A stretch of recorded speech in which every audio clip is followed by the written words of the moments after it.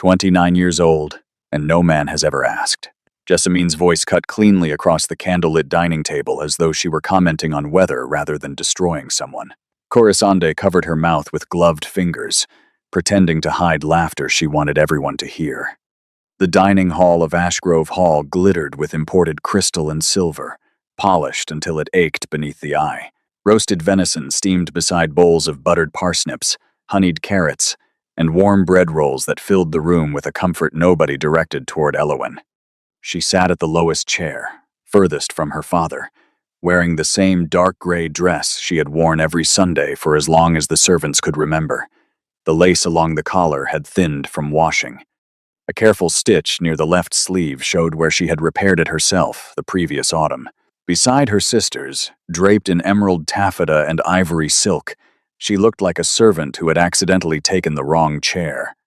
Jessamine leaned toward her husband, Lord Fenwick, and whispered something that made him chuckle quietly behind his wine glass. Corisande twisted the enormous ruby ring on her engagement finger, making certain the candlelight caught every polished angle before letting her gaze drift deliberately toward Elowen's bare hands. "Perhaps we should place an advertisement in the London papers." Corisande tilted her head with a bright, sharp smile. Surely some aging clergyman somewhere requires a wife who organizes linen cupboards exceptionally well. Laughter spread across the table. Two visiting families joined in cautiously, unsure whether the joke was appropriate but unwilling to risk offending their hosts by staying silent. A young officer seated near the fireplace smothered a grin behind his napkin. Lady Serene Ashgrove pressed her lips together tightly and glanced toward her eldest daughter with an expression that begged only one thing.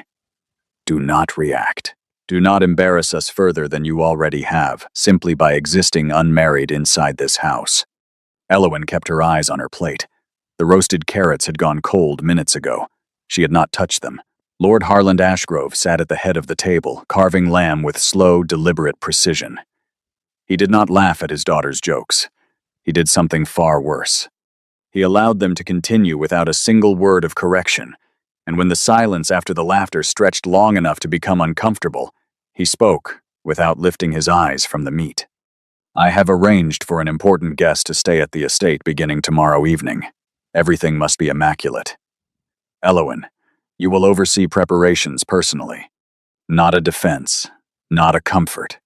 Simply another instruction handed to the daughter he had stopped introducing by name at social gatherings years ago." "Yes, father." Her voice did not tremble. She had practiced that for a very long time. Jessamine tilted her head with exaggerated curiosity. "What guest?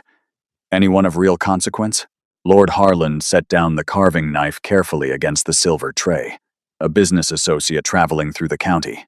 He is expected late tomorrow and prefers privacy. That is all any of you need to know." Elowen cleared her plate quietly, folded her napkin beside the untouched carrots, and excused herself before dessert arrived. Nobody watched her leave. Nobody paused their conversation. The chair simply became empty, and the table continued as though it had always been. She climbed the dim staircase alone, while laughter echoed faintly from the dining hall below her. Rain had begun tapping against the tall windows lining the corridor, and for a moment she stopped on the landing and pressed her forehead against the cold glass. What she did not know yet, what nobody seated around that glittering table understood, was that the guest arriving tomorrow evening was not a simple business associate. And the moment he stepped through the doors of Ashgrove Hall, wearing a rain-soaked traveling coat, and found a woman in a faded gray dress kneeling beside a broken flower vase in the entrance corridor, would quietly begin to change everything. But before we continue, if you enjoy powerful emotional stories filled with heartbreak, hidden identity, and unexpected love, make sure you like this video and subscribe to the channel. And if you truly want to support us, you can use super thanks below. Your support helps us continue creating these unforgettable stories for you every single day. Now, let us continue. Ashgrove Hall had been standing for over 160 years.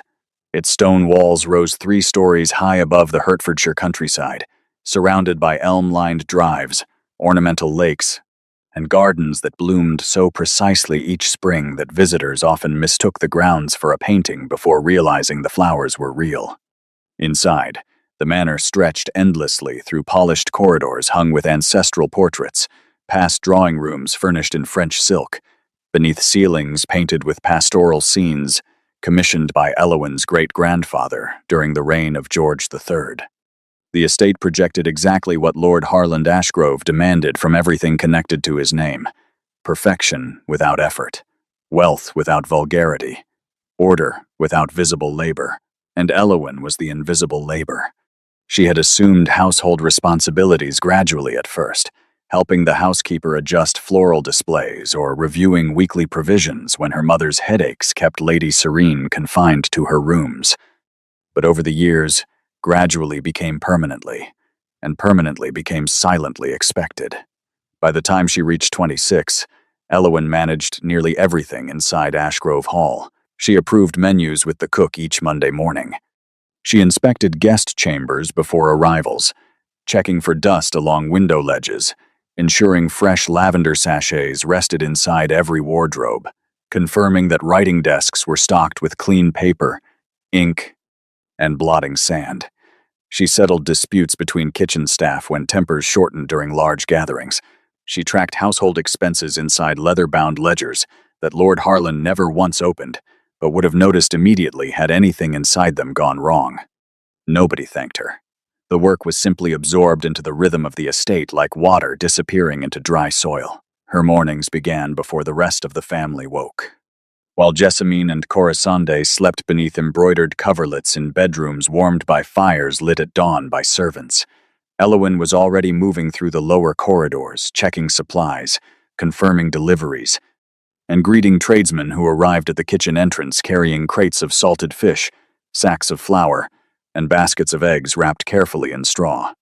The cook, a broad-shouldered woman named Bridget who had worked at Ashgrove Hall for 22 years, was the closest thing Elowyn had to a daily companion. "You have not eaten again, Miss Elowyn." Bridget set a warm bread roll and a cup of tea on the kitchen table one gray morning while rain dripped steadily from the eaves outside. Elowyn picked up the bread gratefully, but continued reviewing the provision list balanced on her knee. "There are 14 guests expected for the Michaelmas supper. We are short on claret and completely out of candied violets."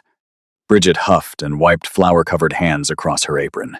"Your sisters ate half the candied violets straight from the jar yesterday afternoon and did not think to mention it." Elowyn paused briefly, then continued writing. "I will arrange a delivery from Marchford before Thursday." She did not complain. Complaining required an audience that considered your frustrations worth hearing. Outside the kitchen, the manor operated on two separate planes of existence. The visible plane belonged to Lord Harland's reputation. Guests saw polished silver, perfectly arranged flowers, meals served on heated porcelain at precisely the correct hour. They admired the elegance of Ashgrove Hall and praised Lord Harland's impeccable taste.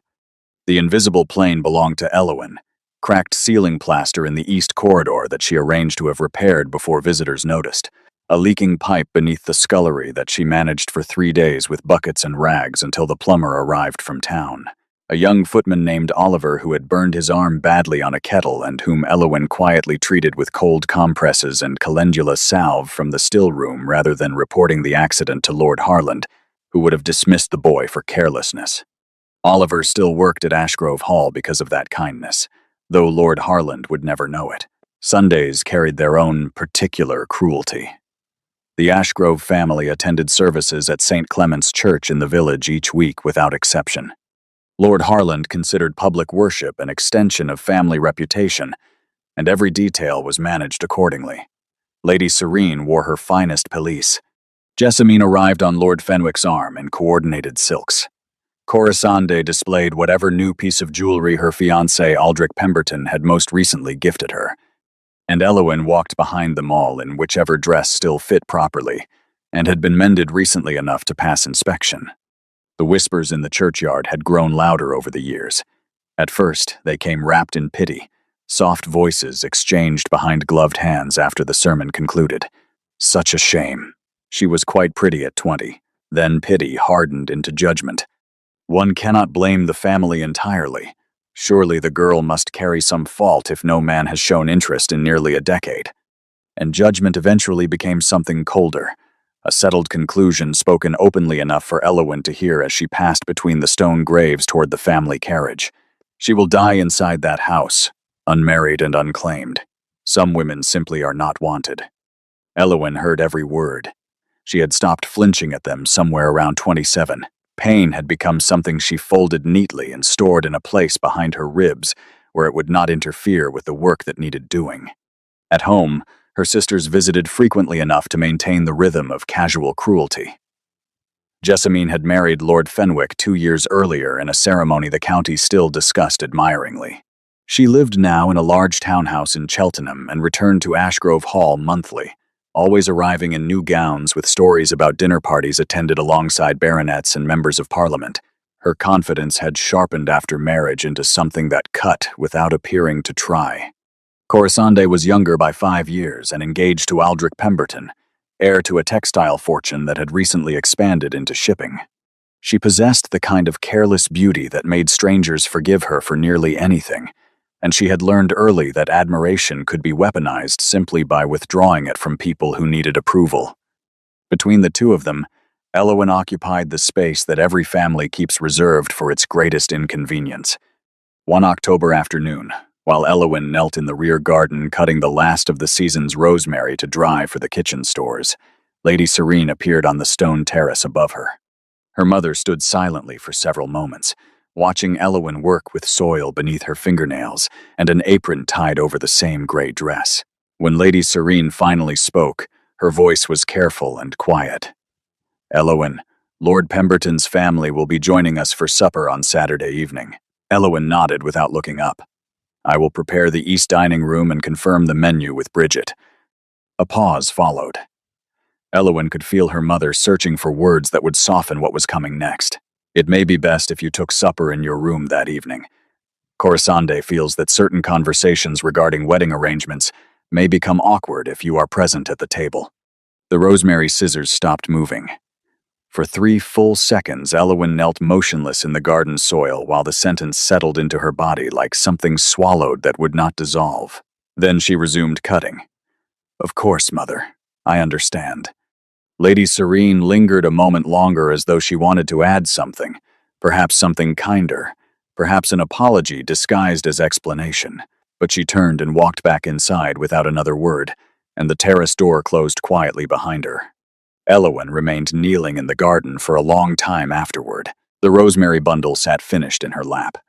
The afternoon light was fading. Somewhere inside the manor she could hear Corisande laughing brightly about something unimportant. And somewhere deeper, beneath the silence Elowen had built so carefully around herself over the years, a fracture she had been ignoring for a very long time pressed itself wider and waited. The weeks leading to Corisande's engagement celebration transformed Ashgrove Hall into something between a palace and a battlefield. Deliveries arrived daily through the service entrance. Crates of French champagne packed in straw, rolls of cream-colored silk for draping the ballroom ceiling, cases of beeswax candles ordered specially from a chandler in London who supplied royal households, enormous glass vases painted with gold leaf edges, bushels of white roses shipped from a hothouse in Kent that charged more per bloom than most families in the village spent on bread in a week. Every corridor smelled of melted wax and fresh-cut flowers. Every conversation inside the manor revolved entirely around Corisande. Lady Serene spent entire afternoons consulting with a dressmaker from Bond Street who had traveled to Hertfordshire specifically for the occasion. Fabric samples were draped across drawing room furniture, while Lady Serene debated the precise shade of ivory that would complement Corisande's complexion beneath candlelight. Lord Harlan discussed Aldrich Pemberton's family connections with anyone willing to listen, reciting the Pemberton shipping interests, their textile mills in Manchester, their recently acquired estate in Dorset, and their growing influence among industrial circles in Parliament, with the satisfaction of a man reading aloud from a ledger that showed only profit. Corisande floated through the preparations like someone rehearsing for coronation.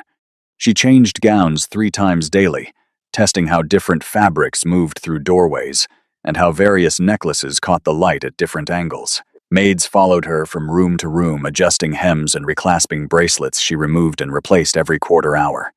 Meanwhile, Elowen worked. She coordinated deliveries beginning at dawn. She supervised the hanging of silk panels across the ballroom ceiling, climbing a stepladder herself when two of the younger footmen could not align the fabric evenly along the central beam.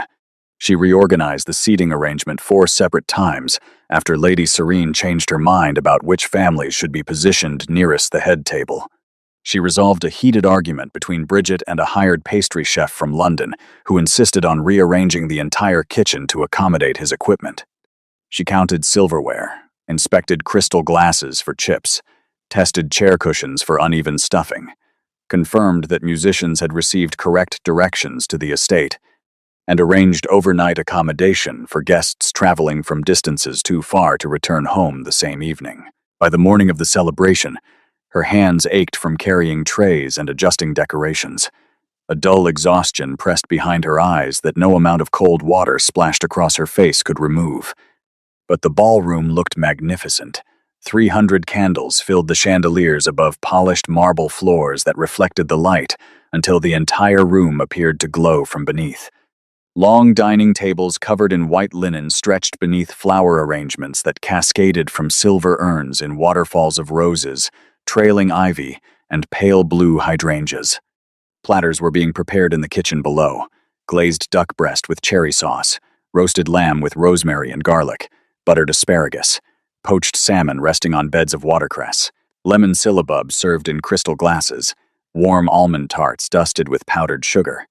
The scent of everything drifted through the corridors and mixed with the fragrance of flowers until the entire estate smelled like something invented rather than real. Not a single word of gratitude reached her. Not once. Corisande swept into the ballroom that evening wearing pale gold satin that shimmered whenever she turned beneath the candelabras. Diamond earrings borrowed from Lady Serene caught the light against her throat while a maid followed 2 steps behind, adjusting the train of her gown each time she paused to greet someone. She looked exquisite, and she knew it with the certainty of someone who had never once been allowed to doubt her own beauty. As Elowen carried a tray of champagne glasses toward the serving table near the musicians, Corisande glanced at her briefly while passing. "You missed a crease in the tablecloth near the 3rd window. Honestly, Elowen, if the details are too much for you, perhaps we should have hired someone competent." Elowen set the tray down carefully and went to smooth the tablecloth without answering. Guests began filling the ballroom within the hour. Noble women in embroidered silks glided between conversations while gentlemen discussed business and politics beside the marble fireplaces. Champagne flowed steadily as servants moved through the crowd, offering crystal glasses on silver trays. Jessamine arrived late with Lord Fenwick, wearing deep emerald velvet and a pearl choker that she touched frequently to ensure people noticed it. Early in the evening, an elderly baroness approached Elowen near the refreshment table and extended an empty glass. "Another champagne, please, dear." The woman did not realize she was addressing the eldest daughter of the house. Elowen took the glass, refilled it from a nearby bottle, and returned it with a polite smile. The baroness walked away without a second glance. From across the ballroom, Corisande had been watching. She leaned toward Jessamine and whispered something that made both sisters laugh behind their fans.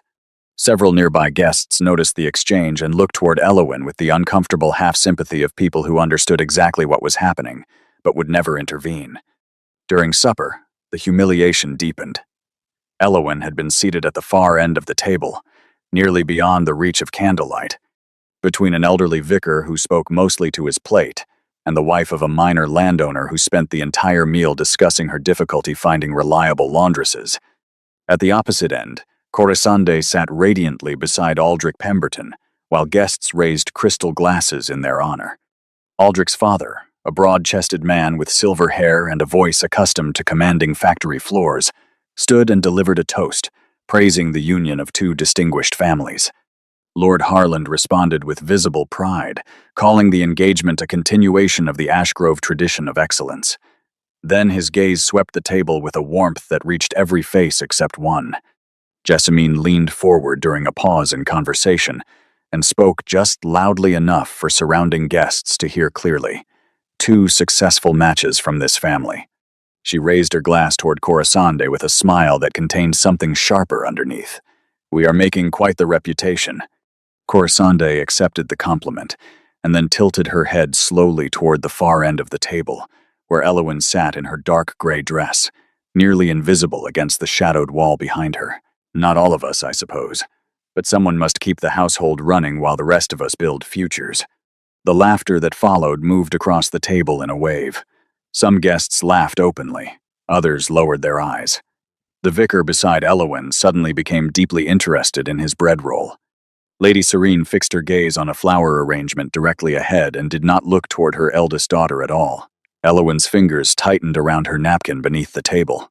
Heat spread across her face and down her neck as she felt every pair of eyes in the room either watching her or deliberately avoiding her, and she could not decide which felt worse. She excused herself before dessert was served.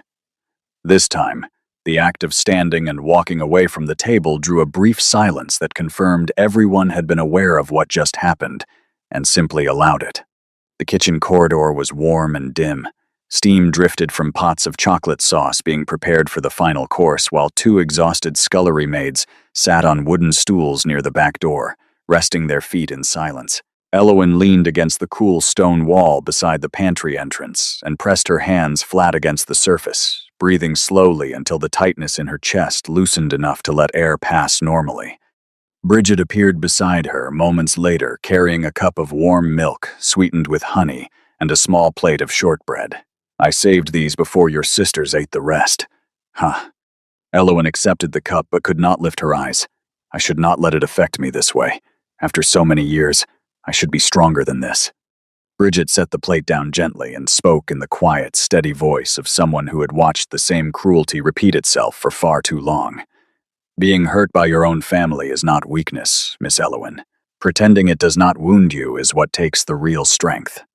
For several seconds, Elowin stood perfectly still, while those words settled against something raw and unprotected inside her. Then she wiped her eyes quickly with the back of her hand, straightened her gray dress, and returned the cup. "Thank you, Bridget." The cook nodded and returned to her station without adding anything more. She understood that sometimes kindness needed to arrive without ceremony and leave without expectation. Later that night, long after the musicians had packed their instruments and the last carriages had rolled down the elm-lined drive into darkness, Elowin passed the closed door of her father's study on her way upstairs. Voices carried through the heavy oak, low and deliberate enough to suggest the conversation was not meant for anyone else to hear. Lord Harland spoke first. "Once Corisande is married and settled, we must address the matter of Elowin directly." Lady Serene's reply came after a pause that lasted slightly too long. "I have written to your sister in Northumberland. Aunt Margery has room and would welcome the company. It would be presented as a visit at first, then gradually made permanent." Elowin stopped walking. Her hand rested on the banister. The corridor around her was completely dark except for a thin line of candlelight escaping beneath the study door. "People have started talking openly," Lady Serene continued.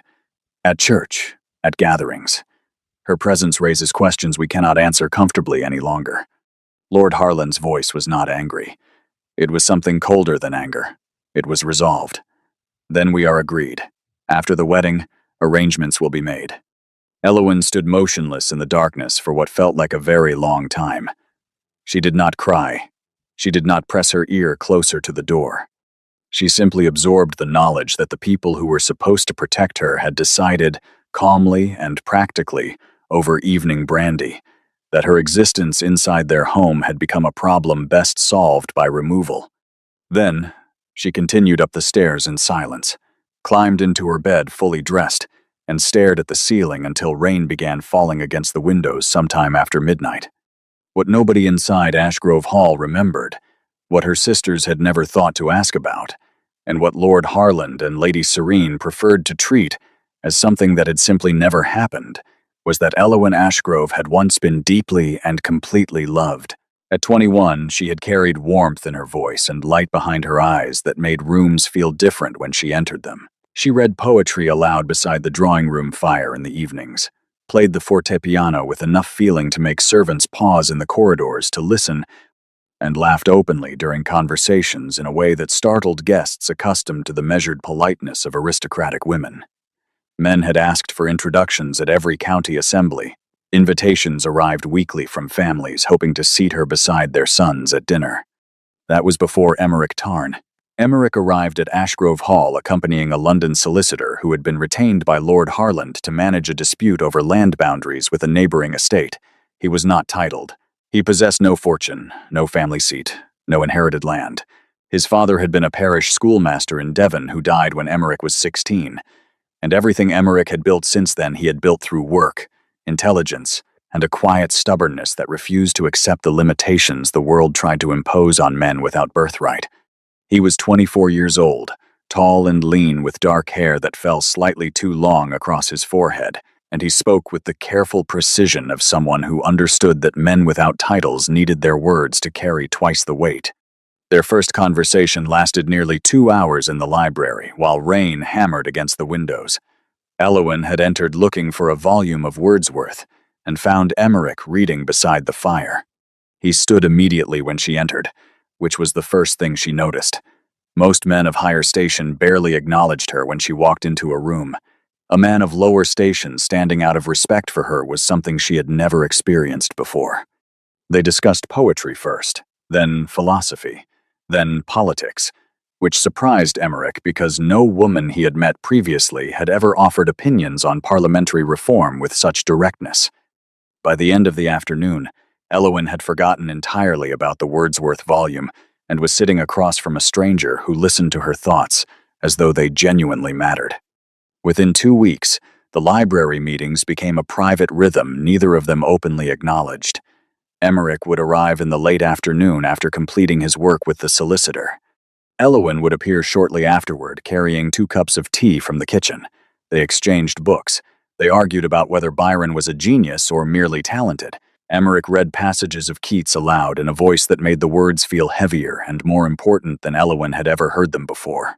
She played the fortepiano for him one evening while autumn light turned the music room amber, and when she finished, he did not applaud. He simply sat in silence for several seconds and then said quietly, "That is the most honest thing I have heard inside this house."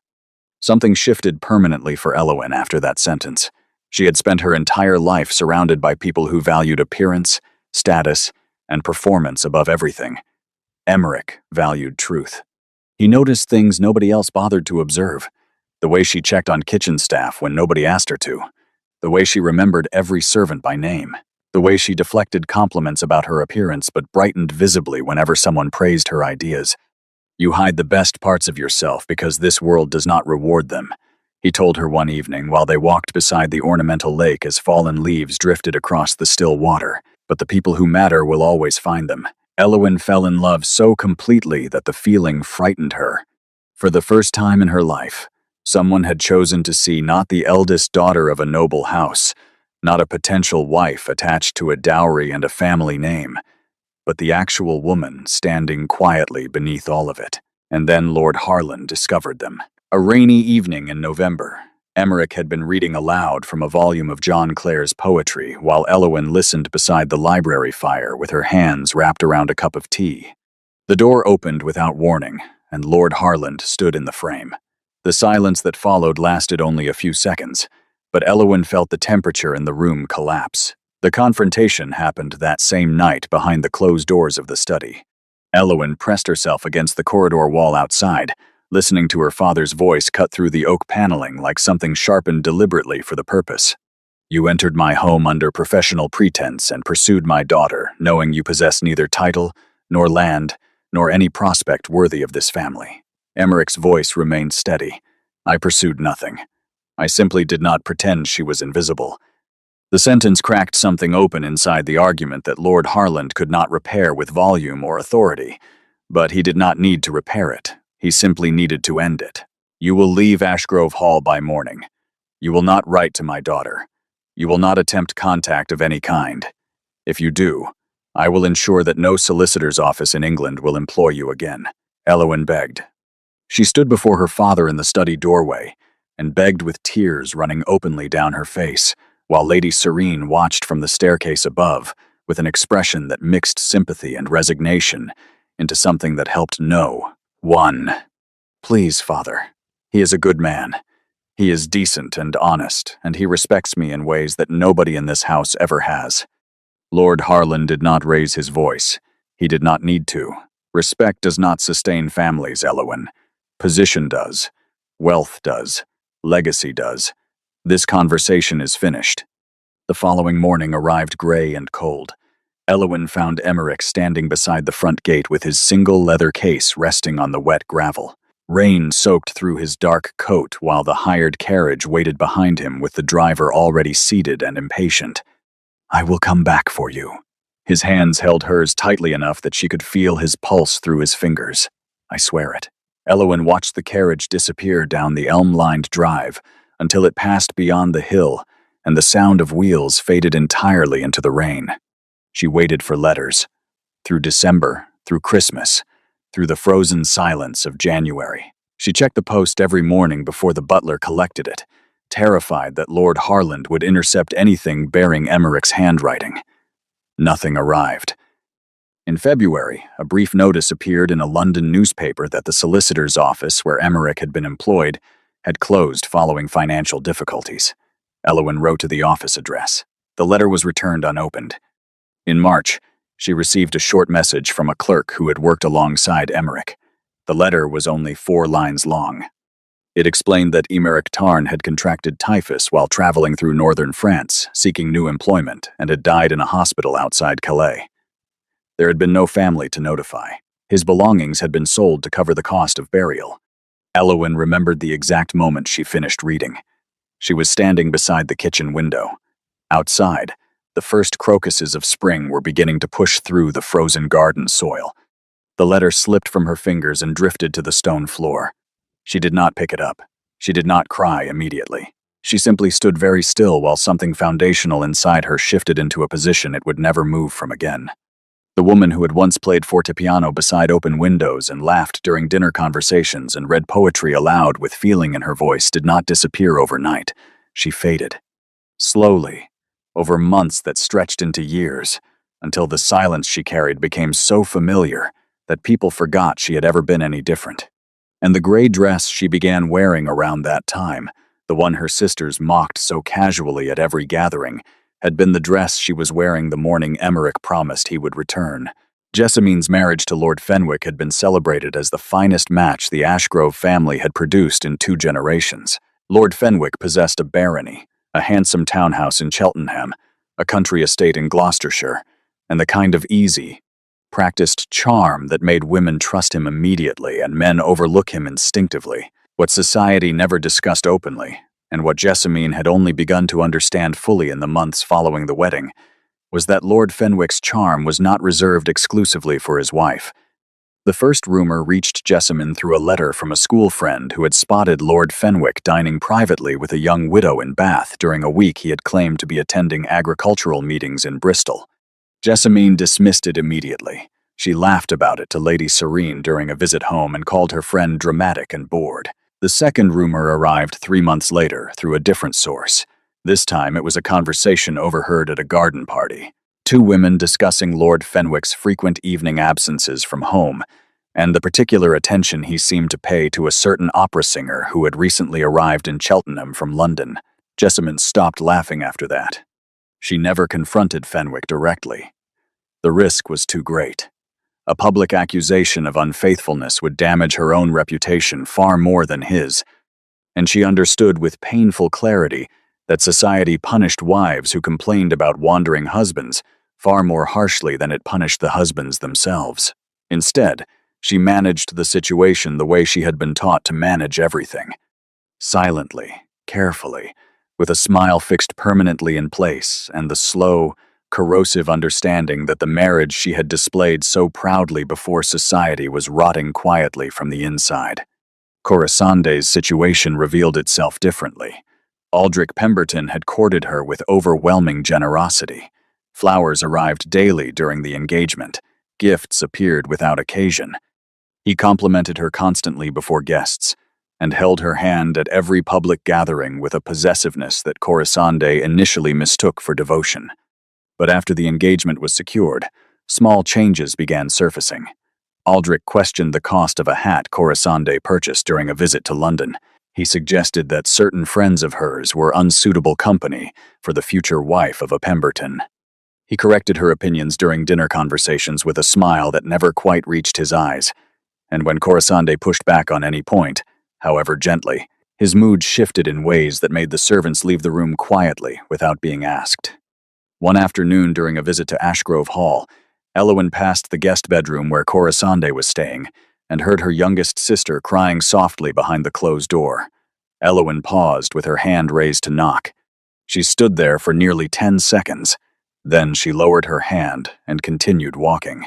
It was not coldness that stopped her. It was the exhausting certainty that any comfort she offered would be rejected, mocked, or later used against her at a dining table.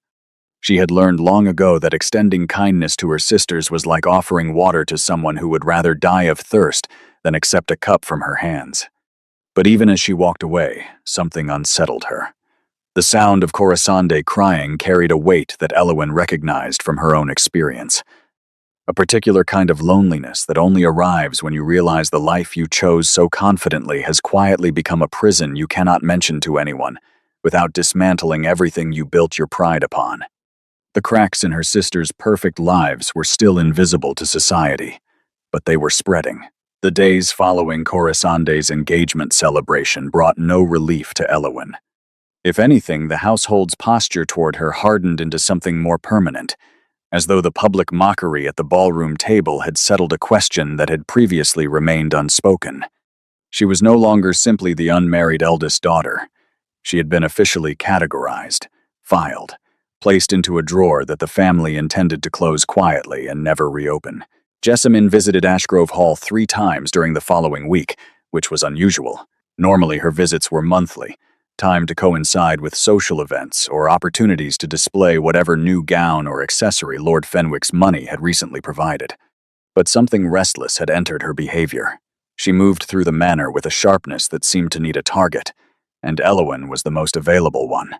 "You really ought to consider Aunt Margery's offer seriously," Jessamine said one afternoon, while examining her reflection in the drawing-room mirror and adjusting a pearl earring. "Northumberland is quite beautiful in its own way. Quiet, remote. Exactly the kind of place where a woman in your position could live comfortably without the pressures of society reminding her of what she has not achieved." Elowyn was arranging fresh candles in the wall sconces near the door. She did not turn around. "No one has made me any offer, Jessamine." Jessamine's reflection smiled in the mirror. Not yet. The implications settled between them like something placed carefully on a table and left for the other person to examine. Meanwhile, preparations for the mysterious guest intensified. Lord Harland had been unusually specific in his instructions. The finest guest chamber was to be aired and furnished with fresh linens. A particular vintage of claret was ordered from the wine merchant in London. The study was reorganized to accommodate private meetings, and most significantly, Lord Harland instructed that the guest was to be addressed simply as Mr. Calder upon arrival. No formal titles, no elaborate reception. The man preferred discretion and valued privacy above ceremony. Elowyn managed every detail of the preparation without questioning the arrangement. It was not her place to question, and she had long since stopped expecting to be included in information her father considered above her usefulness. She supervised the airing of the guest chamber personally, checking window latches, testing the mattress for dampness, setting a vase of dried lavender on the writing desk beside fresh paper and a new bottle of ink. She confirmed with Bridget that supper could be prepared quickly regardless of what hour the guest arrived, and she arranged for Oliver the footman to wait at the front entrance throughout the evening to receive the carriage. By late afternoon, Lady Serene gathered the family in the drawing room and issued instructions with unusual formality. "Jessamine, you and Lord Fenwick will join us for supper if the guest arrives in time. Corisande, Aldrich will be expected as well. We must present the family properly." She paused. Her eyes moved toward Elowyn, who stood near the window holding a stack of laundered napkins intended for the dining table. "Elowyn, you will ensure everything is prepared downstairs. It may be best if you take supper in the kitchen this evening. The table will be quite full, and we must not crowd our guest." The instruction was delivered with the same careful, measured tone Lady Serene used for all decisions she found privately uncomfortable but socially necessary. Elowyn recognized the voice. It was the same one that had suggested she eat in her room during the Pemberton supper. The same one that had discussed Northumberland with Lord Harland behind the study door. Of course, mother. Corisande did not bother hiding her satisfaction. She examined her nails casually and said to nobody in particular, "Honestly, it is simpler this way. Guests always find it awkward when they cannot place someone's role in the household." Nobody in the room corrected her. Elowen left carrying the napkins without responding. That evening, rain began falling heavily around 7 o'clock. The guest had not yet arrived. Lord Harland checked his pocket watch repeatedly during supper while conversation at the table grew strained with waiting. By 9 o'clock, the family retired to the drawing room while servants were instructed to remain alert for the sound of a carriage. Elowen ate alone in the kitchen. Bridget had prepared a small plate of cold chicken, bread, and a cup of tea that Elowen accepted gratefully while sitting on the wooden stool near the fire. Around her, the kitchen staff moved quietly through their closing routines, banking the ovens, wiping down preparation surfaces, storing leftover food beneath cloth covers in the cold pantry. "You look exhausted, Miss Elowen." Oliver paused beside her on his way to refill the entrance hall lanterns. "You have not stopped since 5 this morning." "I am fine, Oliver. Is the entrance still lit properly?" He nodded. "She is the only one in this family who asks about us," Oliver murmured to the scullery maid as he passed through the doorway. "The only one who remembers we are people." The scullery maid nodded without looking up. She had worked at Ashgrove Hall long enough to know that observation was as obvious as weather. By 10:30, the household had assumed the guest would not arrive until morning. Lord Harland retired to his study. Lady Serene went upstairs. Jessamine and Lord Fenwick departed for their guest room. Corisande and Aldrich had left earlier in the evening. The entrance hall stood empty, except for a single lantern Oliver had left burning beside the door. Elowen remained downstairs. She always did. Someone needed to ensure the fires were properly banked, the doors secured, the kitchen left in order for morning. She moved through the lower corridors in her gray dress, carrying a candlestick in one hand and checking window latches with the other. Rain hammered steadily against the glass. She was kneeling in the entrance hall, gathering the pieces of a flower vase that had been knocked from its table by a draft when the front door suddenly opened. Cold air and rain swept through the entrance. A tall figure stepped inside, drenched from head to boots, carrying a leather traveling case in one hand and shaking water from his dark coat with the other. He stopped immediately upon seeing Elowen crouched on the floor, surrounded by broken porcelain and scattered stems. For a moment, neither of them spoke. Rain continued pouring through the open doorway behind him while candlelight from the wall sconce cast long, unsteady shadows across them both. Then the stranger spoke. His voice was low and unhurried despite his soaked condition. "Forgive me. I seem to have arrived at the worst possible hour." Elowen stood quickly, brushing fragments from her apron. "You must be Mr. Calder. My father mentioned you were expected. And you must be cold," he said, glancing at the broken vase and then at her. "Though it appears we have both had an eventful evening." Something in his tone, a warmth buried beneath weariness that did not perform politeness but simply possessed it naturally, caught Elowen off guard. She had expected someone stiff and formal. A man who traveled with Lord Harland's business circles usually carried the particular brand of self-importance that filled rooms before they entered them. This man simply stood dripping on the entrance hall tiles and looked at her with steady, quiet eyes that did not scan her worn dress or judge her position near the broken flowers. She did not know yet that the man standing before her held estates across 4 counties, controlled shipping routes that reached 3 continents, sat on advisory boards that counseled Parliament directly, and carried a title that would have made every person sleeping inside Ashgrove Hall scramble downstairs in their finest clothes had they heard it spoken aloud. She did not know that Theron Calder was the Duke of Thornhaven, and he did not tell her. Across England, the name Thornhaven carried a gravity that most noble families could only study from a distance. The Calder estate stretched from the Yorkshire coast through the Midland valleys and south into Hampshire, encompassing tenant farms, coal interests, timber holdings, and a shipping enterprise that moved goods between England, the Baltic, and the Mediterranean with a regularity that generated enormous wealth every quarter. Thornhaven Hall itself, the ancestral seat overlooking the North Sea from a cliff face, so sheer that gulls nested below the garden walls, had been described by a visiting French diplomat as the most formidable private residence in the British Isles. Theron Calder, the 6th Duke of Thornhaven, had inherited the title at 22 following his father's sudden death from a stroke during a parliamentary session.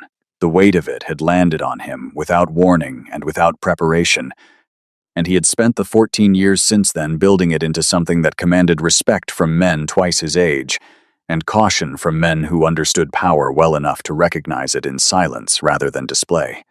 At 36, he was unmarried. London society found this fact endlessly fascinating and deeply frustrating. The Duke of Thornhaven was not a recluse precisely. He attended parliamentary sittings. He appeared at certain business dinners and industrial exhibitions. He corresponded regularly with political figures and occasionally accepted invitations to private gatherings hosted by families whose connections served strategic purposes. But he had withdrawn almost entirely from the social world that most men of his rank treated as essential. He attended no balls. He accepted no introductions arranged by ambitious mothers. He returned invitations to country house parties unopened, and when young noble women attempted conversation at the rare events where he did appear, they encountered a courtesy so perfectly maintained and so completely empty of personal warmth that most walked away feeling as though they had spoken to a portrait rather than a man. People called him cold. Some called him arrogant. A few, usually women who had failed to capture his attention, called him damaged beyond repair and advised their friends not to waste their time. The truth behind the reputation was simpler and more painful than any of them guessed. 5 years earlier, Theron had allowed himself to believe that Lady Seraphine Duval loved him.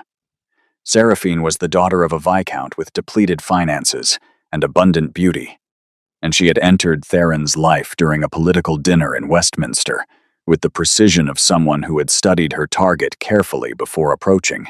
She laughed at his observations without overdoing it. She asked questions about his work that demonstrated genuine understanding of business and governance. She complimented nothing about his wealth or title, and instead praised his judgment, his temperament, and the way he listened to people before responding, which she called the rarest quality in any powerful man she had ever met. Theron, who had spent years surrounded by flattery so transparent it insulted his intelligence, found Seraphine's restraint disarming. She seemed to want nothing from him except his company. For the first time since inheriting a title that made every human interaction feel transactional, he experienced what he believed was a genuine connection. He courted her openly. He introduced her to his mother. He discussed marriage with his solicitor and began quietly arranging the legal frameworks necessary for a union between Thornhaven and the Duval family. London newspapers printed favorable commentary about the expected engagement. Then Theron discovered the letters. They were hidden inside a writing desk Seraphine had left at Thornhaven Hall following a weekend visit. A servant cleaning the room found them tucked beneath a false panel in the drawer and brought them to the housekeeper, who brought them to Theron.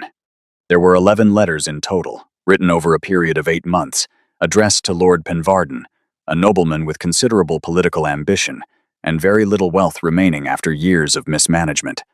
The letters made everything clear. Seraphine had never intended to marry Theron for love.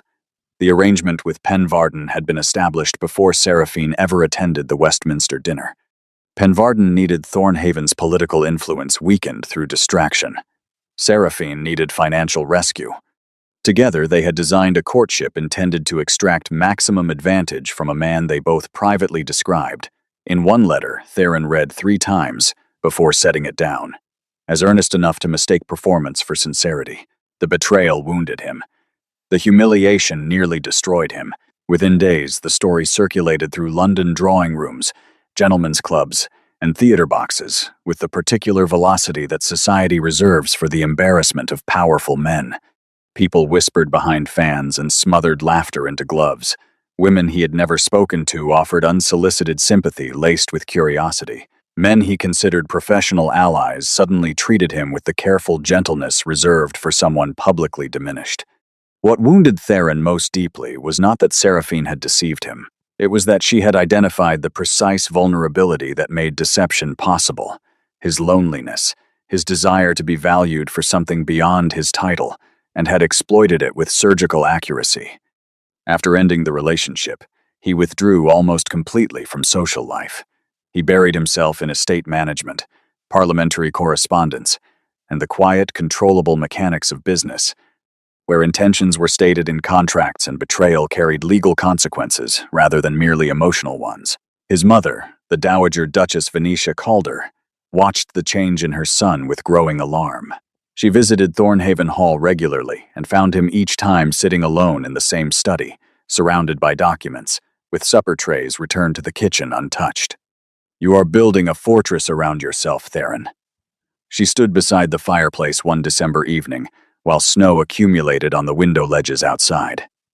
"And fortresses keep out more than enemies." Theron did not look up from his correspondence. "I am not hiding. You have attended 3 social events in 2 years. I attended enough for a lifetime before that." Venetia studied her son carefully. The sharpness in his face had hardened over the years, while exhaustion lingered constantly beneath his eyes. "She betrayed you, but not every woman is Lady Seraphine." Theron finally looked toward the snow-covered windows. "Most are better at hiding it." The Dowager Duchess sighed sadly. More than anything, she feared her son would die emotionally alone inside the enormous Thornhaven estate, surrounded only by wealth and bitterness.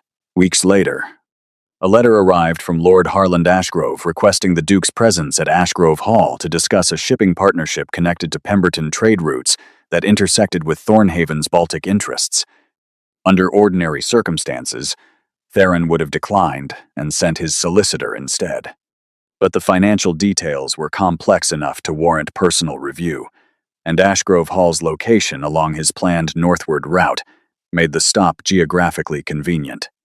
He instructed Lord Harland that he would travel without retinue and preferred to be addressed without title during his stay. The carriage departed Thornhaven Hall on a gray afternoon beneath low clouds that promised rain before nightfall. Theron sat alone inside, watching the countryside pass through rain-streaked glass, while thinking about nothing except contracts, tonnage figures, and the quiet relief of arriving somewhere nobody would try to marry him to their daughter. He did not think about the woman in the gray dress. He did not yet know she existed. The morning after his arrival, Elowyn woke before dawn as always and descended to the kitchen to begin the day's preparations. The house was still silent. Gray light pressed against the windows while the first embers of the kitchen fire crackled inside the iron stove. She had not slept well. The encounter in the entrance hall the previous night had unsettled her in a way she could not fully explain. Mr. Calder had been nothing like the men who typically visited Ashgrove Hall. He had not looked past her. He had not treated her as staff.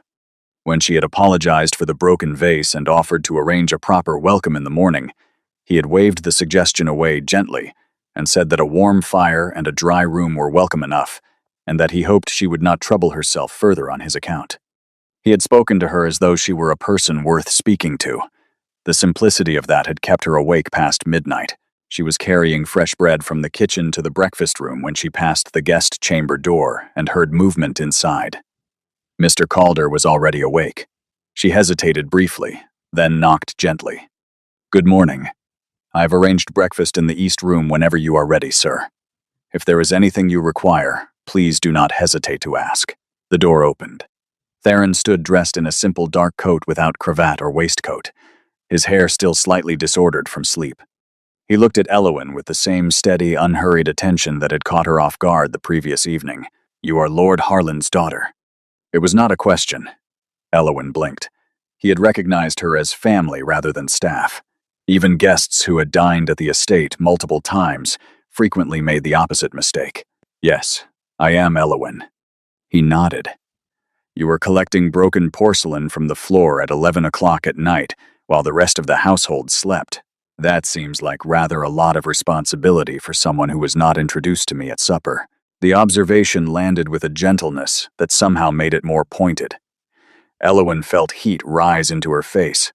She opened her mouth to offer the usual explanation, some careful arrangement of words designed to make her situation sound voluntary and comfortable rather than what it actually was. But something about the way he was looking at her, patient, direct, free of judgment but clearly unwilling to accept a rehearsed answer, stopped the familiar script before it reached her lips. "My father prefers a small table for business guests. I oversee household arrangements. It suits everyone well. Theron studied her for a moment longer. Then a faint, barely visible shift moved across his expression. Not a smile exactly. Something closer to recognition. It suits everyone except you, I suspect. Elowen could not answer that honestly, without dismantling something she had spent years constructing. So she simply held his gaze for a moment, then lowered her eyes politely. Breakfast is ready whenever you wish, Mr. Calder. She turned and walked toward the kitchen before the conversation could deepen further. But she carried the weight of that sentence with her through the entire morning. It suits everyone except you. Nobody had ever said anything like that to her. Nobody had even thought to look closely enough to notice. The formal introduction came that evening at supper. Lord Harland had dressed with unusual care and arranged the dining table to project maximum elegance. Silver candelabras burned at measured intervals. The finest claret had been decanted for 2 hours. Jessamine and Lord Fenwick attended in their best evening attire, while Corisande wore a new cream silk gown with pearl buttons that Aldrich had sent from London, specifically for the occasion. Elowen had been told once again to eat in the kitchen, but this time, Theron interrupted the arrangement before it took hold. He had entered the dining room precisely on time, greeting Lord Harland with the courteous but minimal formality of a man who did not enjoy ceremony. Introductions moved around the table. Lord Fenwick, Jessamine, Corisande, Aldrich, Lady Serene. Each person received a polite nod and brief acknowledgement. Then Theron glanced at the table settings, counted the chairs, and turned to Lord Harland with an expression of mild curiosity. I had the pleasure of meeting your eldest daughter last evening, and again this morning. Will Miss Ashgrove not be joining us? A fractional silence passed through the room. Lord Harland's composure flickered for barely a second before recovering. Elowen typically supervises arrangements during formal suppers. She prefers to ensure everything runs smoothly from the household side. Theron held Lord Harland's gaze for a beat longer than comfortable. I see. Then perhaps an additional place could be set. I find conversation improves considerably, with more perspectives at the table. It was not a request. The phrasing carried the quiet, unmistakable weight of a man accustomed to having his preferences treated as decisions. Lord Harland hesitated for only a moment, before nodding to a servant. Of course. A small adjustment. Within minutes, Elowen was summoned from the kitchen. She arrived in the dining room, still wearing her gray dress, her hair pinned hastily back from her face, her hands smelling faintly of the rosemary she had been sorting for Bridget. She looked completely unlike the polished women seated around the candlelit table and entirely aware of it. Corisande's expression tightened visibly. Jessamine exchanged a glance with Lord Fenwick that contained something between amusement and disbelief. But Theron simply gestured toward the empty chair beside him as though the entire arrangement had been planned from the beginning. Elowen sat down carefully, acutely aware of the contrast between her plain dress and the silk, pearl, and candlelight surrounding her. Corisande's cream gown caught the light every time she moved. Jessamine's emerald earrings sparkled deliberately whenever she turned her head.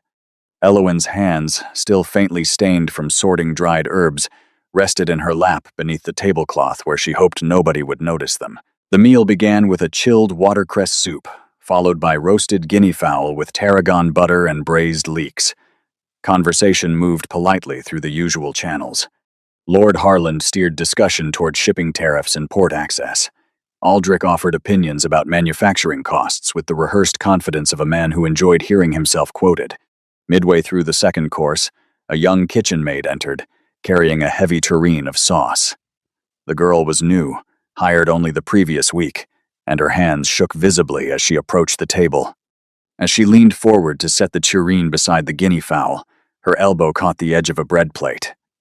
The plate slid toward the table's edge with a sound that made every guest pause. Elowen caught it.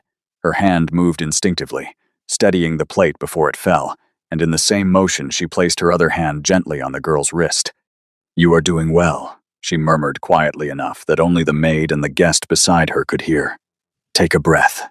There is no hurry. The girl's trembling steadied. She set the tureen down successfully and retreated toward the kitchen with a grateful glance that lasted barely a second but carried genuine relief. Nobody else at the table acknowledged the moment. Lord Harland continued speaking about Baltic grain shipments without interruption. Jessamine examined her soup spoon with exaggerated boredom. Corisande had not even looked up. But Theron had watched the entire exchange in silence, and something shifted behind his eyes that Elowen did not see because she had already turned her attention back to her plate. During supper, something happened that nobody at the table expected. Theron directed most of his conversation toward Elowen, not exclusively, and never rudely enough to slight the other guests. But, consistently, he asked her about the estate's history and how long the gardens had been maintained in their current design. He inquired about the stillroom and whether the household produced its own remedies or relied on apothecaries from town. He listened to her describe Bridget's approach to seasonal preserves with more genuine interest than he had shown toward Lord Harlan's shipping proposals. When Elowen mentioned that 2 of the elm trees lining the main drive had been lost to disease the previous winter, Theron asked whether she had arranged replacements. She told him she had sourced saplings from a nursery in Suffolk and planted them herself on a cold morning in March. "You planted them yourself?" The gaps in the avenue were noticeable from the road. Nobody else was available. Theron studied her for a moment. Then he said quietly, "Most people who inherit beautiful things assume they will maintain themselves." Elowen spoke carefully at first, unaccustomed to being heard at her own family's table. But Theron's attention was not flattering in the way that made her self-conscious. It was simply present. He asked follow-up questions that showed he was actually listening rather than performing interest. He made one dry observation about the difference between managing estates and merely owning them that made Elowen smile before she could stop herself. Across the table, Jessamine's smile had frozen into something that resembled a portrait left hanging too long in direct sunlight. Corisande was gripping her wine-glass stem with unnecessary force. Aldrich glanced between Theron and Elowen with the dawning suspicion that the evening's most important conversation was not the one about shipping tariffs. Lord Harlan's expression had shifted from polished host to something unsettled that he could not quite arrange back into place. And Elowen did not yet know why a visiting business associate would choose to direct his attention toward the least important person at the table. She did not yet know what it meant. But the rest of the household was beginning to realize, with varying degrees of alarm, that Mr. Calder was not behaving like a man interested in shipping contracts. Over the following days, Theron extended his stay at Ashgrove Hall twice. The first extension he attributed to unresolved details in the trade discussion with Lord Harland. The second he did not explain at all. Each morning, Elowen found him awake early, often walking the grounds alone while mist still clung to the gardens. He began appearing in the kitchen corridor to collect his own tea rather than waiting for it to be brought upstairs. And Bridget, who mistrusted every guest who had ever entered Ashgrove Hall on principle, observed after 3 days that Mr. Calder was the first visitor in 22 years who had thanked her for a meal without being prompted. Conversations between Theron and Elowen lengthened without either of them openly acknowledging it. He found her in the garden one afternoon, transplanting winter herbs, and knelt beside her without hesitation, helping separate tangled root systems while she explained which plants would survive frost and which needed to be brought inside before November. His hands were careful with the stems. He asked whether she had learned from books or from practice, and she told him both, and that Bridget's mother had taught her the medicinal uses of most of what grew in the stillroom beds. He told her about the cliffs at Thornhaven Hall, where wild thyme grew between the rocks and the wind carried salt from the sea into the gardens no matter how carefully the walls were built to block it. "It sounds beautiful." "It is, and it is very lonely." The honesty in that sentence stopped her hands in the soil. She looked at him, and for a long moment neither of them spoke, while something unguarded passed between them that neither was prepared to name. Inside the manor, the atmosphere shifted rapidly. Lord Harlan's demeanor toward Elowen changed with a speed that would have been comical if it were not so transparently self-serving. He began addressing her by name at meals. He asked her opinion about household matters in front of Theron.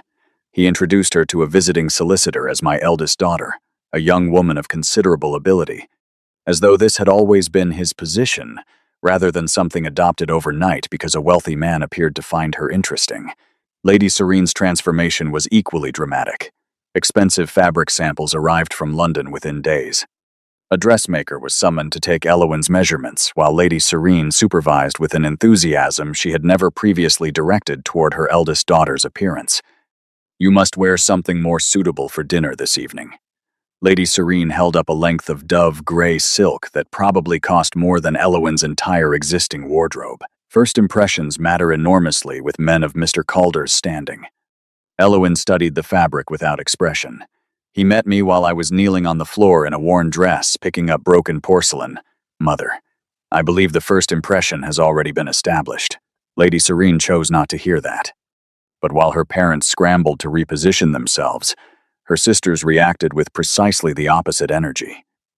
Jessamine's hostility sharpened into something deliberate and strategic.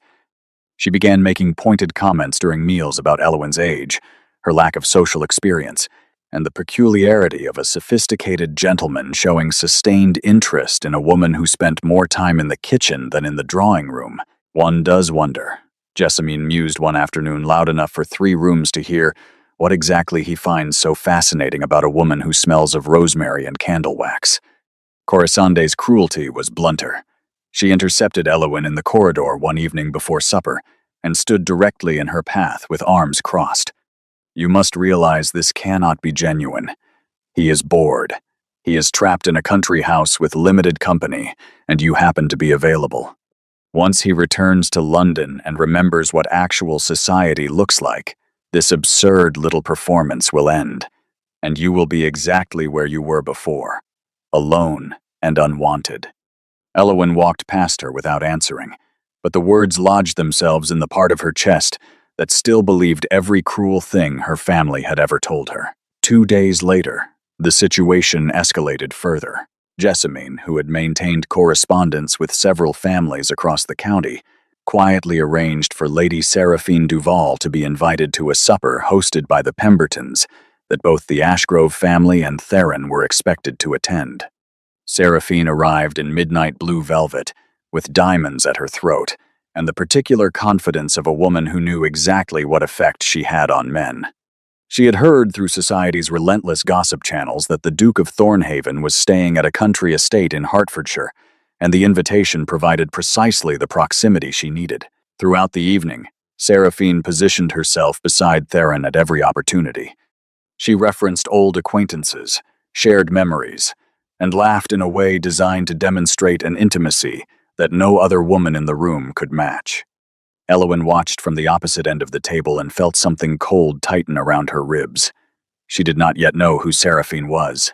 She only understood that this woman moved through the world with the kind of effortless beauty and social power that Elowyn had never possessed and never would. Then Seraphine leaned close to Theron and murmured just loudly enough for nearby guests to catch. "You seem different, Theron. Softer, somehow. I wonder who is responsible for that." Theron's expression did not change. He set down his wine glass and replied without lowering his voice, "I am more careful now. That is not the same as softer. And the person responsible for teaching me that particular lesson is seated beside me." Seraphine's smile collapsed.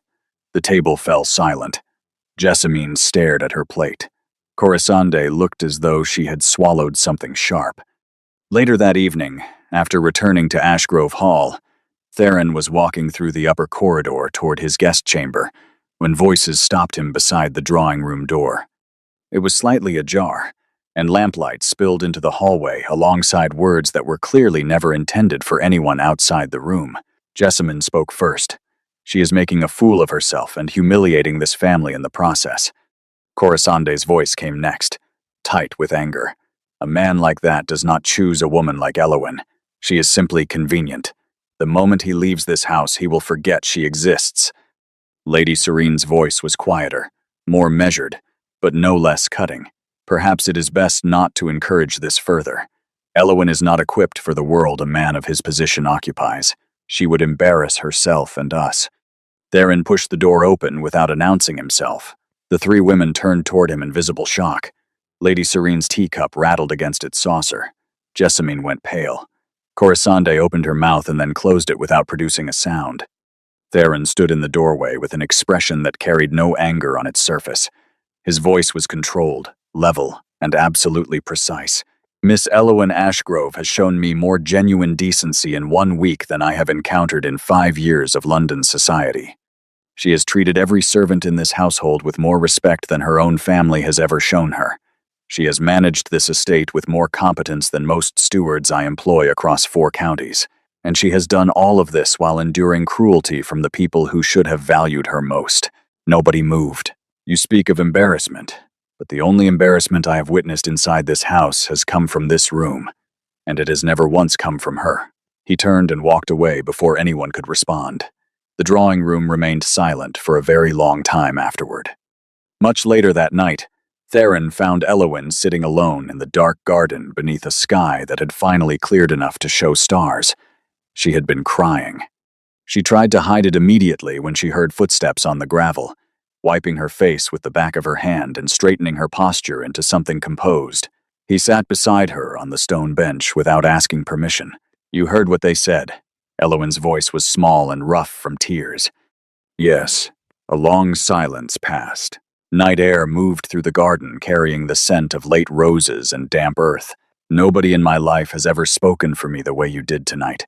Her voice broke slightly on the final word. "I have spent so many years being invisible that I forgot it was possible for someone to see me at all."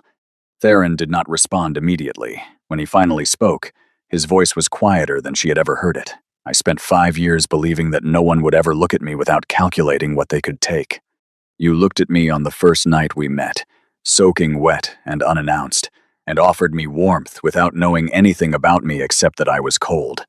That is not invisible, Elowyn. That is the rarest thing I have ever encountered." She could not speak after that.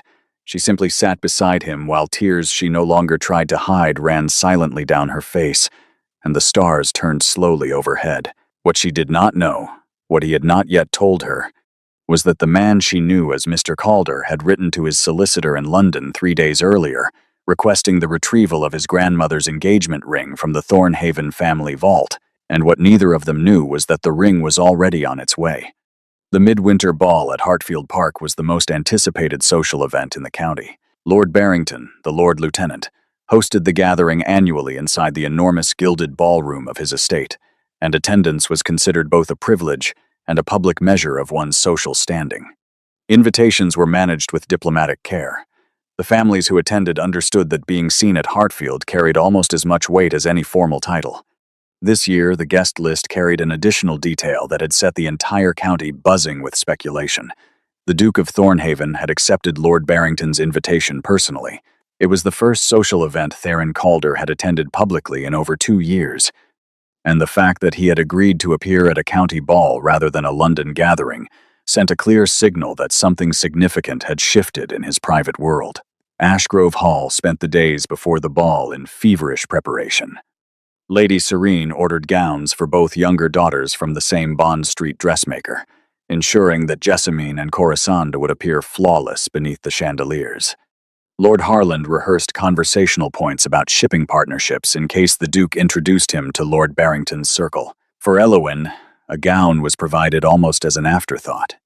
Lady Serene selected a pale silver dress with simple lines that she described as elegant but understated, clearly intending for Elowyn to appear presentable without competing visually with her younger sisters.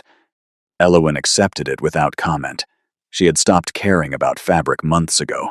Something far more terrifying and wonderful had begun occupying the space inside her chest where fabric and appearance had once mattered.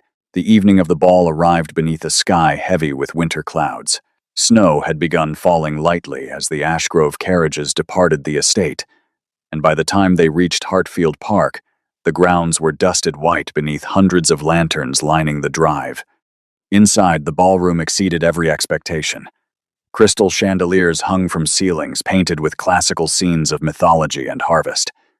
Enormous fireplaces roared at both ends of the room while long tables overflowed with roasted pheasant, glazed ham, poached pears and wine, sugared almonds, cream pastries, and towers of fruit arranged between silver candelabras. Musicians played from a raised gallery overlooking the dance floor, and the scent of pine boughs, mulled wine, and beeswax candles filled the air with the unmistakable atmosphere of celebration. Elowyn had never felt more exposed. Standing inside Hartfield Park, surrounded by the most prominent families in the county, she felt every familiar insecurity return with punishing force. Women, younger and more beautiful, moved effortlessly through the crowd. Laughter came easily to people who had spent their entire lives belonging to rooms like this one. Elowen stood near the edge of the ballroom, holding a glass of champagne she had not tasted and reminding herself to breathe. Jessamine noticed her discomfort immediately and leaned toward Corisande with quiet satisfaction. He has not arrived yet. Perhaps tonight reality finally introduces itself.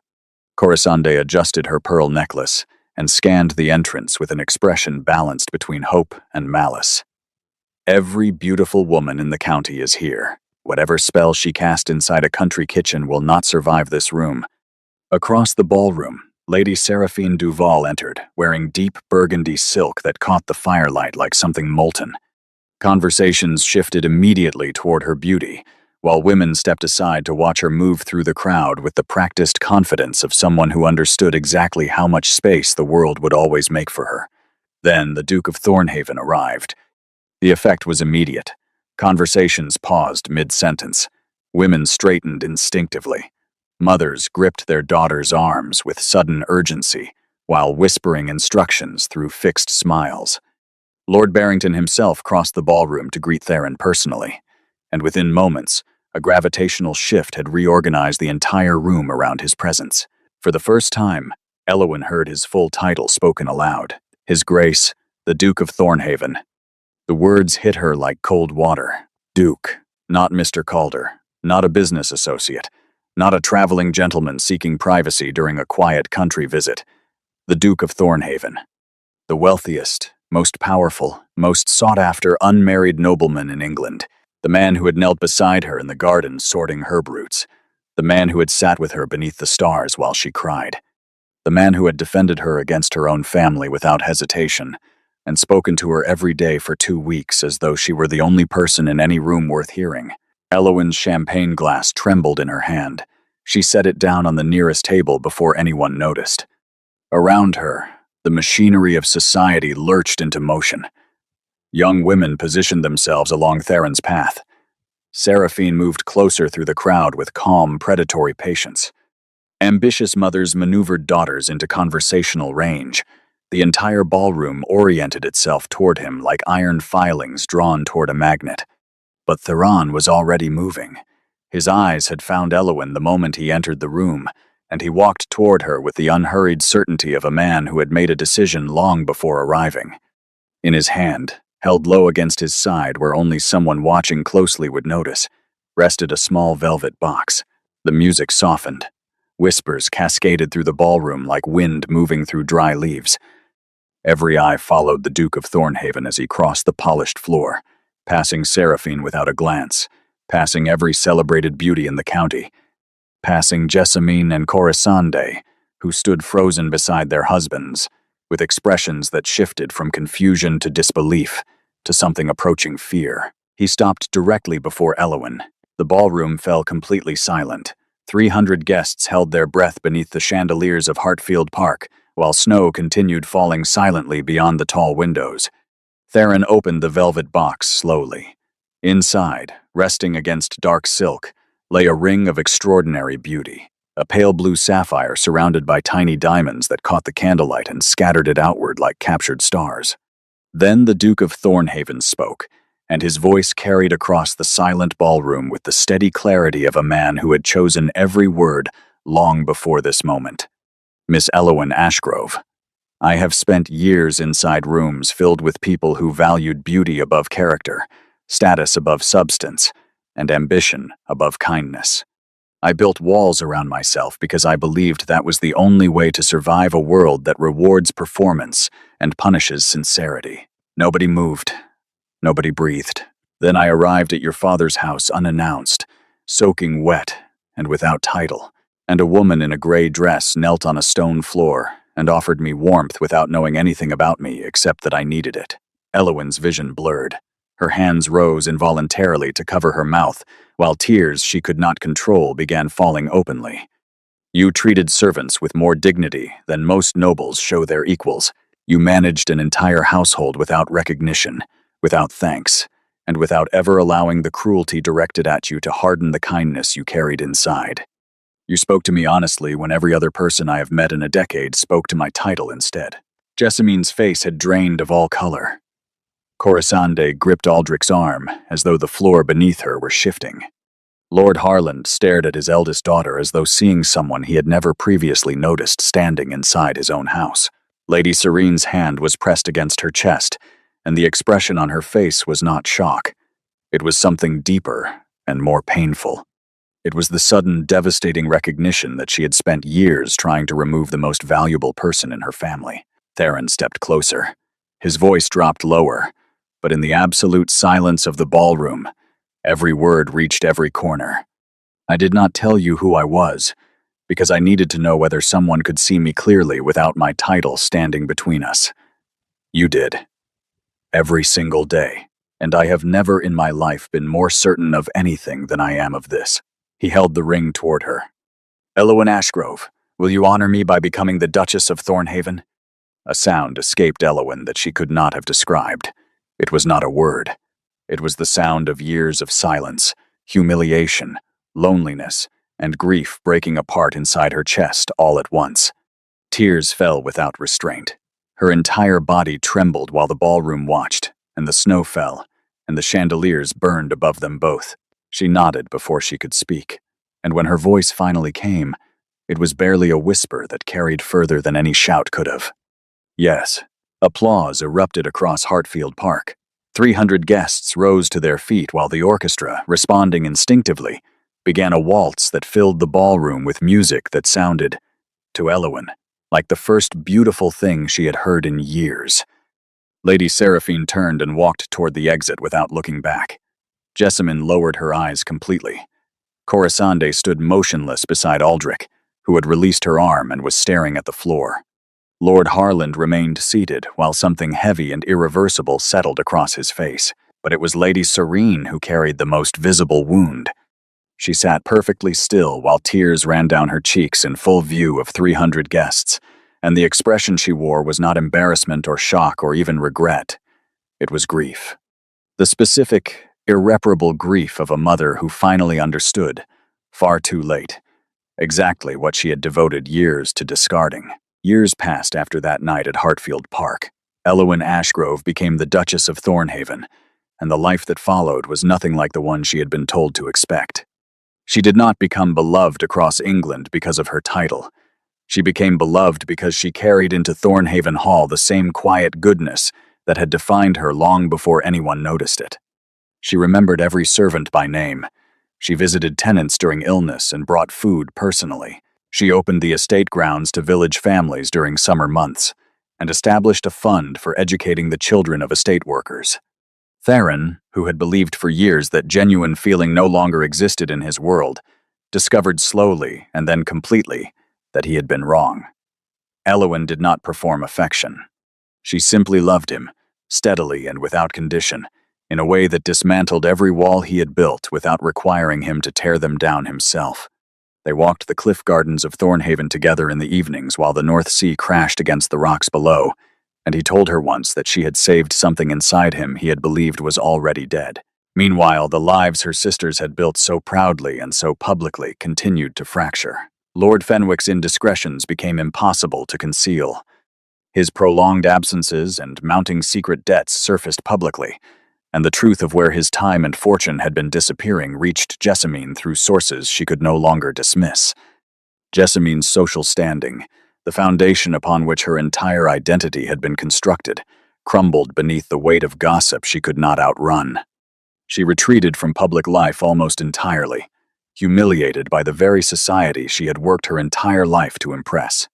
Aldrich Pemberton's controlling nature intensified steadily after the wedding, until Corisande's life became a series of permissions requested and frequently denied. She wore what he approved. She visited whom he allowed. The ruby ring she had once displayed so triumphantly at Ashgrove Hall now represented something she could not name openly, but felt every time she looked at it. One winter afternoon, 3 years after the midwinter ball, 2 carriages arrived at the gates of Thornhaven Hall. They were not fine carriages. The paint was chipped on one, and a wheel spoke had been repaired with rope on the other. Inside sat Jessamine and Corisande, wearing gowns that had once been expensive but now showed the unmistakable signs of women whose circumstances had changed dramatically. They were shown into the drawing room, where a fire burned warmly and the scent of tea and fresh bread drifted from the kitchen below. Eowyn received them calmly. She did not gloat. She did not reference the years of mockery, the dining tables where she had been erased, the corridors where her worth had been dismissed with laughter. She poured tea with steady hands, offered warm bread and butter, and listened while her sisters, unable to meet her eyes for longer than a moment, sat in silence and slowly began to understand the shape of what they had lost and what she had always carried.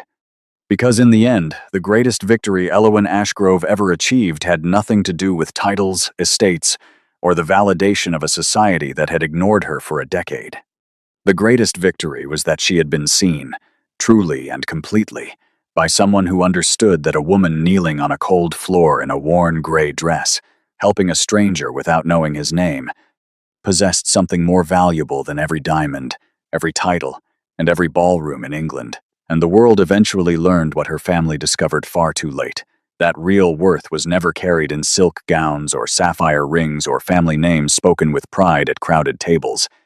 It lived quietly inside the people who chose kindness when cruelty would have been easier, who chose dignity when the world offered none in return, and who never stopped being gentle, even after years of being told that gentleness was the reason they had failed.